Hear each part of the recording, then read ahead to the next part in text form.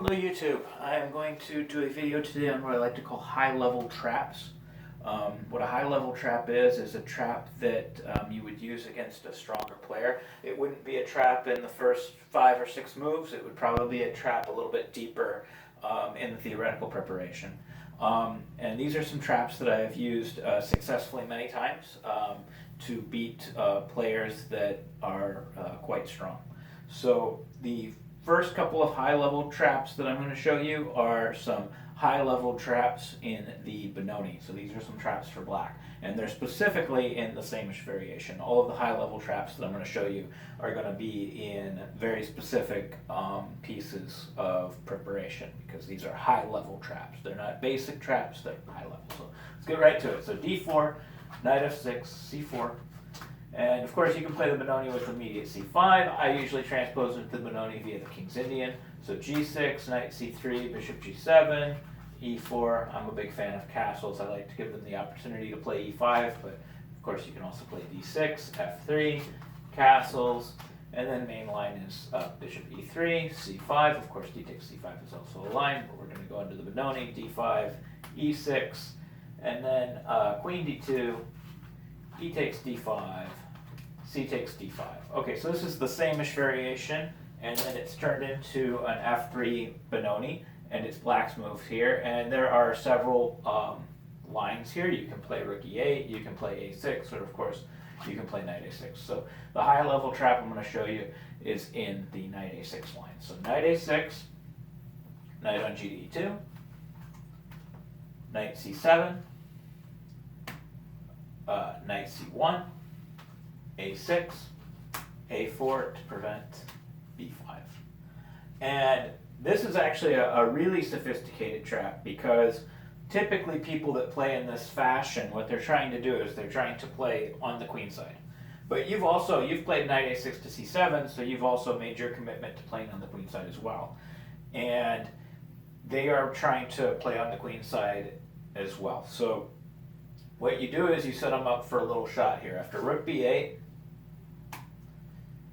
a lot of times they'll play rook b1, and they'll try to meet b5 with b4. Now their goal here is to shut your queen side down. So like if you play c4, they're going to play a5, and in this case white has a huge strategic advantage because he has more space and he can maneuver his pieces to the king side with a winning position.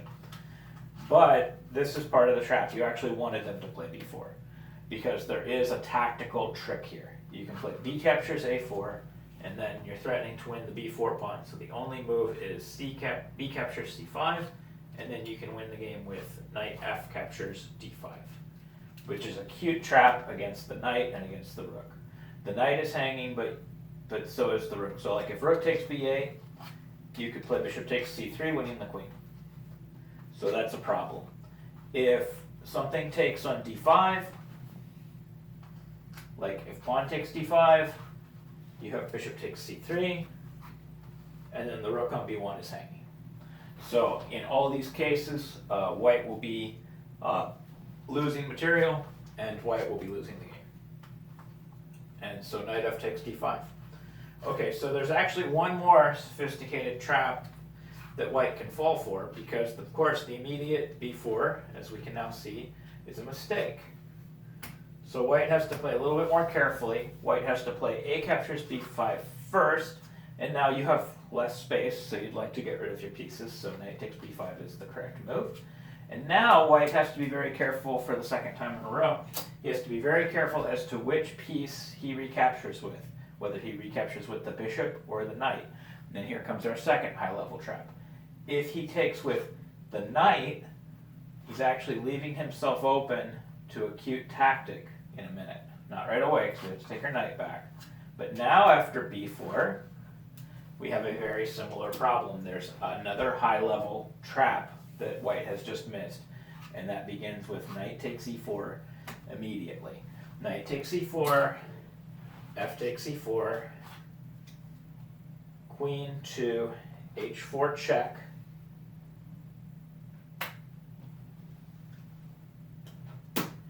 and as you can see, we have a very huge problem starting on the e4 square. What's really cool is we can make this even worse. After queen to f2, we can throw in the move bishop to c3 check. and black doesn't actually have a super good reply. Like if he blocks with the logical bishop to d2, we can play bishop takes d2, and that bishop was free because he can't actually move his king to take the bishop because the queen is hanging, and the queen can't take because it's pinned as well. So after bishop c3 check, he would be forced to move his king. We simply capture this pawn, and to say that we have enough compensation for the piece at that point is kind of an understatement. Most of white's pieces are actually hanging in this position, so black is actually significantly better here. So that's high-level trap number 2. But the good thing about these high-level traps is if they don't fall for all the high-level traps, it's not like your position is all that egregious or all that horrible.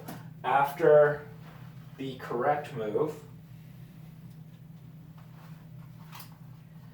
of bishop takes b5, a takes b5, and then b4, the simple and timely retreat, knight to d7, is actually a perfectly acceptable position for black. Black is fine. You have threats of knight e5, knight c4. You have plenty of play. One of the big things that you did early was you got rid of one of your pieces. That helps a lot. White is by no means in bad shape either. White's probably doing just fine here as well. This is probably approximately an equal position. It's even play for both sides, and you're doing okay. But there were several traps in there that white had to avoid, and if you watched this video, hopefully you can get a couple of quick wins on people that get the move order on that part of the theory incorrect. Anyways, thank you, and I hope this helped.